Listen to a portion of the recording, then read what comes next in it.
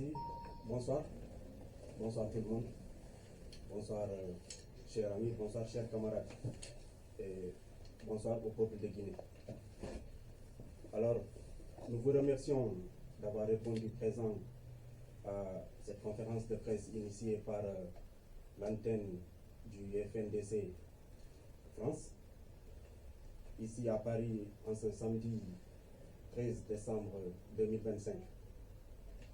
C'est un moment où nous vivons dans un contexte national particulièrement grave et chargé d'incertitudes.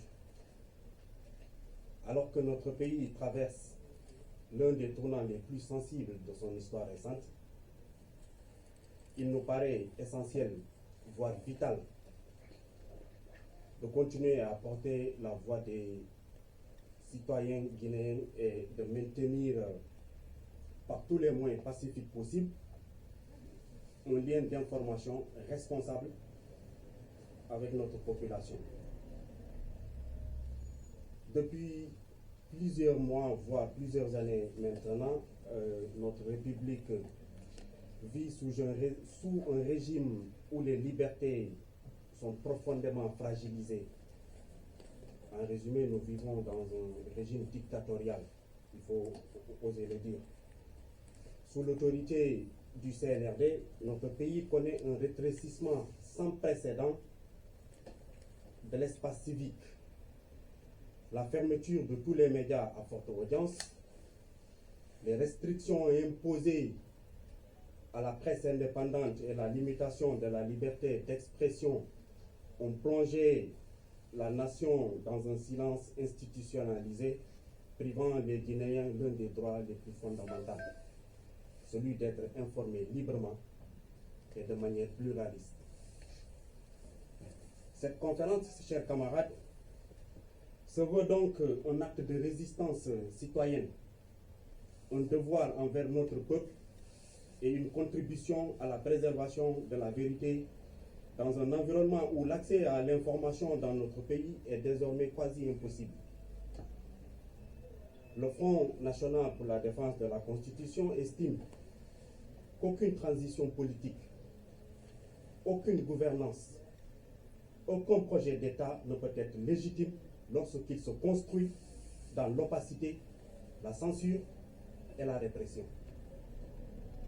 Informer, expliquer, alerter et même proposer sont des responsabilités que nous assumons aujourd'hui au nom des milliers de voix de ces Guinéens réduits au silence. En cette fin d'année 2025, déjà 4 ans sous la dictature de Mamadi Doumbouya et du CNRD, beaucoup de nos concitoyens vivent dans l'incertitude totale, voire dans une inquiétude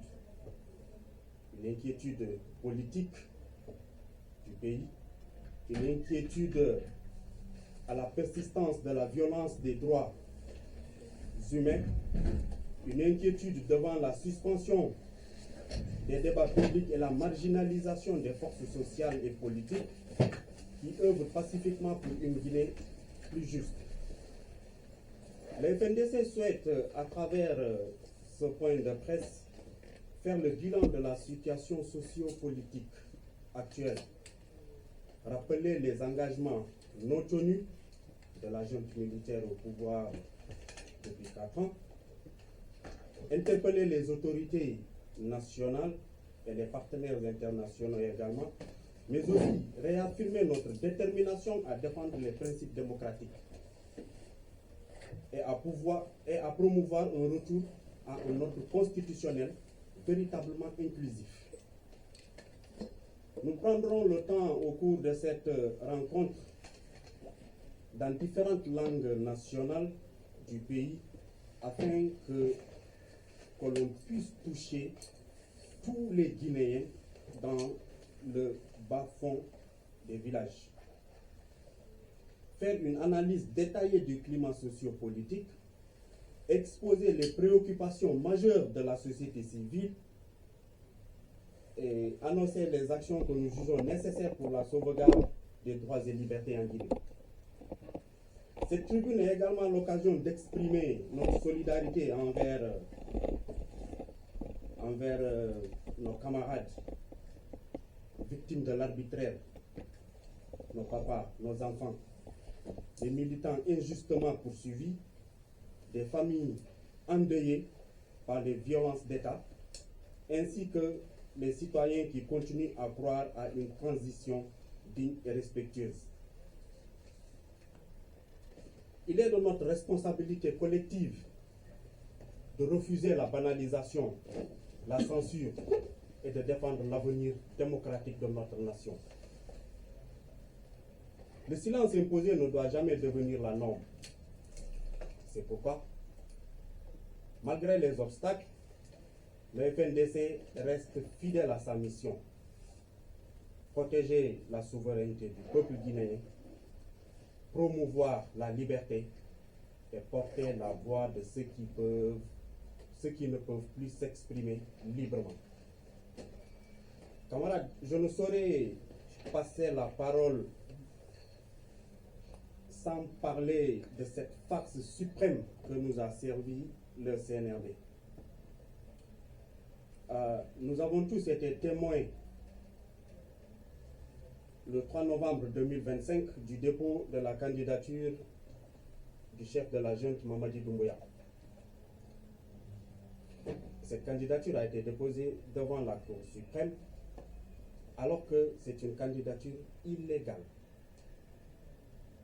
vis-à-vis des engagements qu'il avait pris avec le peuple de Guinée lors de la prise du pouvoir. C'est ainsi que le 8 novembre 2025, la Cour suprême, une institution devant laquelle Mamadi Doumbouya a prêté serment le vendredi 1er octobre 2021, en prenant un engagement solennel que ni lui, ni aucun membre du CNRD ne sera candidat à aucune élection.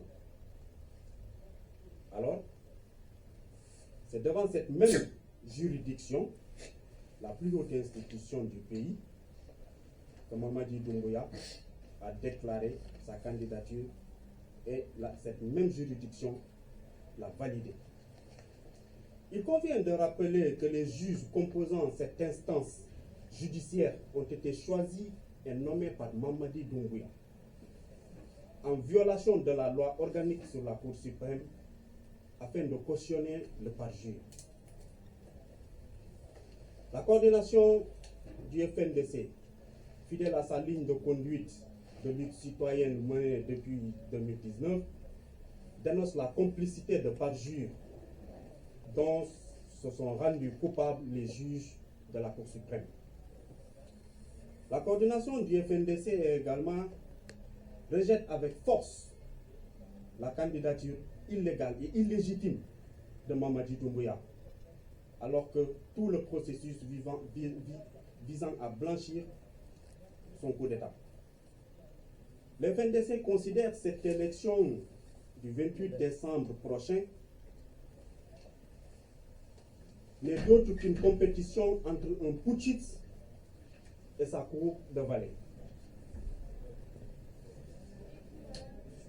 La coordination du FNDC invite le peuple martyr de Guinée, un peuple mûr, un peuple mature, ainsi que tous ses soutiens épris de justice et de démocratie, à ne pas s'associer à cette mascarade électorale orchestrée par Mamadi Doumbouya. Et enfin, la coordination nationale du FNDC informe l'opinion nationale et internationale que son dispositif de monitoring depuis plusieurs mois entrepris l'élaboration d'une liste nominative de toutes les personnes impliquées de près ou de loin dans la confiscation de la démocratie en Guinée, la violation des droits de l'homme, les arrestations et les disparitions forcées, ainsi que la promotion de la candidature de Mamadi Doumbouya pour servir et valoir ce que de droit au moment opportun. Nous vous remercions de votre présence et de votre engagement en faveur de l'information et de la justice. À présent, nous allons rentrer dans le vif du sujet. Je vais devoir laisser la parole à notre coordinateur Mohamed Lamine Soare. Il va nous exposer les points cités ci-dessus. Merci.